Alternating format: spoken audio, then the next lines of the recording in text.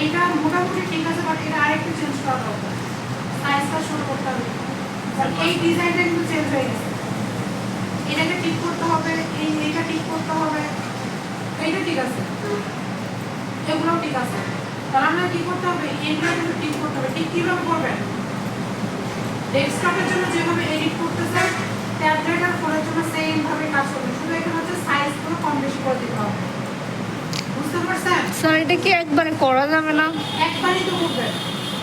এখন আমি এইখানে যদি কাজ করবো তখন ডেস্কটপের জন্য হবে, এইখানে যে যখন অপটিমাইজ করবো তখন কার জন্য হবে, ট্যাবলেটের জন্য। আর এই পাশে যখন এসে করবো তখন হচ্ছে মোবাইলের জন্য। স্যার ওর সবগুলো করতে হবে না, শুধু সে চেক করে দেখতে হবে যেগুলোতে একটু সমস্যা আছে সেগুলো ঠিক করতে হবে। যেমন যে এই লেখাটা কিন্তু ঠিক নেই, ঠিক আছে না, আমরা কি করবো, চেষ্টা করবো এতটুকুর মধ্যে যেন এটা শেষ করা যায়, তাহলে এটাকে ঠিক করে দিতে হবে। কি বলছে বুঝতে পারছেন? জি স্যার। তাহলে এটা কি করতে হবে, আপনার সাইজটাকে ছোট করে ফেলতে হবে।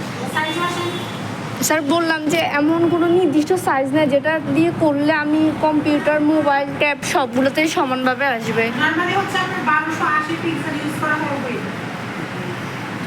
আর হাইট হচ্ছে এক একজন এক এক রকম করে। এখন এইটা টোটালি ডিপেন্ড করা হচ্ছে কাস্টমার কিভাবে আপনার ডিজাইনটা চাচ্ছে।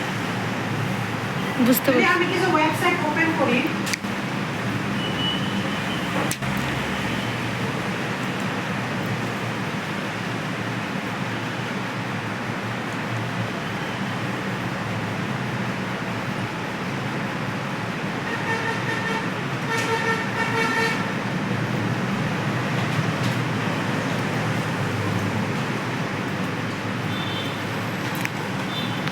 ফোল্ডিংটা চিনেন?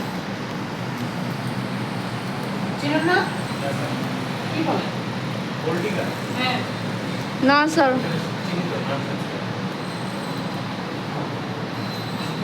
যে বোর্ডের পিছনে থাকে স্বর্ণকারকে ইংরেজিতে কি বলে?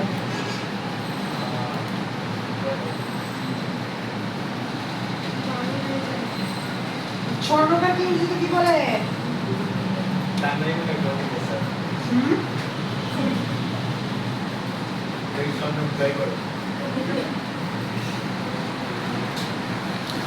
Gold dealer. স্বর্ণ খননকারী, অর্থলোভী প্রসার, স্বার্থপর প্রেমিক,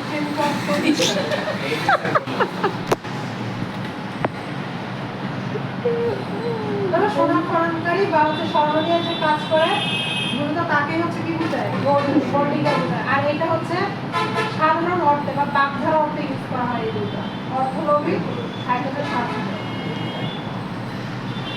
যেমন সুগার ড্যাডি, সুগার মামি।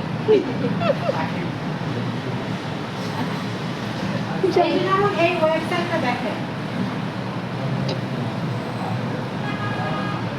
স্বর্ণ খনন করার জন্য, স্বর্ণ খোঁজার জন্য, যেটা ডিসকভারি চ্যানেলে একটা মনে হয় দেখাইতাম, ভিডিও দেখেছেন?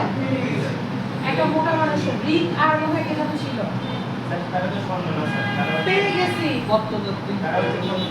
ওই তো একই হলো। বিভিন্ন জায়গায় যে ওগুলো খনন করে, বিভিন্ন পুরাতন জিনিসপত্র উদ্ধার করে, পরে এগুলো সেভ করে দেয়।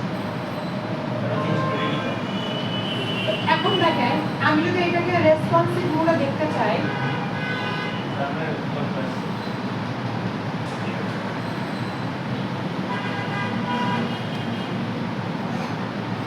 তাহলে কি করবো, মাউস থেকে রাইট ক্লিক করে ইনস্পেক্টে চলে আসবো।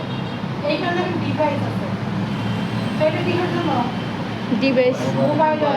এখন দেখেন যেগুলো চেঞ্জ হয়ে গেছে না, আমাকে সেলফ কাস্টম করতে হবে। বুঝতে পারছেন?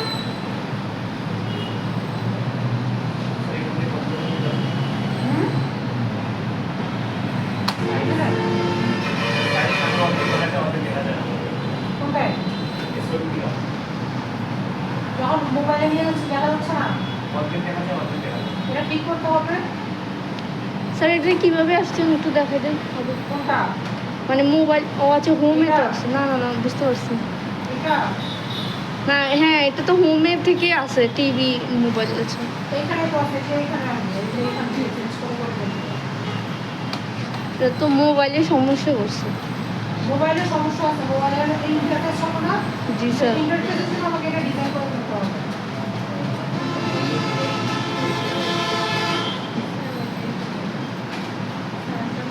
এমনি যেটা খুব শুরু করতে তার লাগিয়ে গেছে, আমার মোবাইলে লেগে আমার আলাদা কত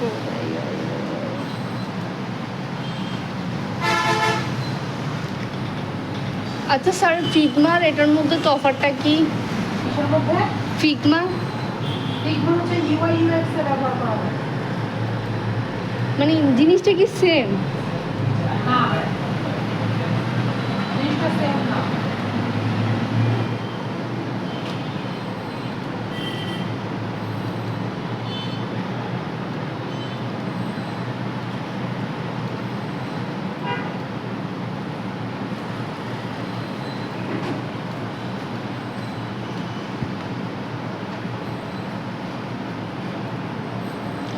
ফিগমাতে এরকম কভার ফেস বানানো হয়, আর এটাতে তো সেমই আমরা কভার পেজ বানানো হলে ওইটা হচ্ছে ইউআই ইউএক্স এর জন্য তৈরি করা হয়। এখন আমরা ধরেন এই যে এখানে এসে আমরা এটা কেমন দেখা যাবে, ওয়েবসাইটে হবে, এর ডিজাইনটা আসলে কেমন হবে, এটাকে ইউআই ইউএক্স বলে।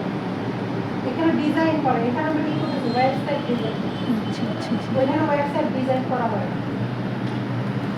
এখন ওইখানে এই ওয়েবসাইটে দেখতে কি রকম লাগবে এটার একটা মডেল তৈরি করা হয়। যেমন ইঞ্জিনিয়াররা কি করে, 3D মডেল ইউজ করে না, যে আমি একটা বিল্ডিং দাঁড় করাবো, বিল্ডিংটা আসলে করার পরে কেমন লাগবে, তো করার পরে কেমন লাগবে এটা হচ্ছে ফিগমা। কিভাবে করতে হবে এটা হচ্ছে ওয়ার্ড। না, আমি ফিগমার কাজ করছিলাম, ওটা পারি, কিন্তু ওটা পরে আর কন্টিনিউ করি নাই। ডিজাইনটা নিজে মেক করতে গেলে সমস্যা হয়। ফিগমা স্যার এটা না তো ফিগমা কাজ করলে এটা করা যায়। স্যার, এখানে তো সব কিছু একদম আলাদা, ওইখানে অন্যরকম। খুবই আলাদা, জাস্ট ড্র্যাগ এন্ড ড্রপ করে তো করতেছে। এর থেকে সহজ আর কিছু আসে না।